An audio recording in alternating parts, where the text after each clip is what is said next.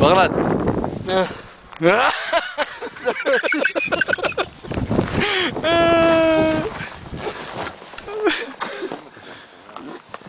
אתה יודע מה אני מרגיש?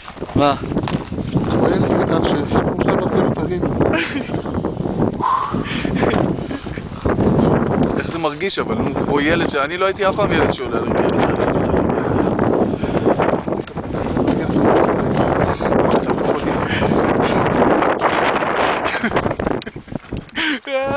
זה אחד שאתה יודע קוראים לו נוהג במהירות של 200 קמ"ש.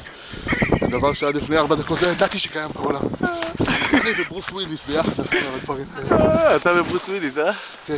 שמת לב, תראה כמה קוק יש להם פה. תסתכל כמה קוק. כל הרצפה מלא קוק. ואומרים שאין להם כסף לכלום.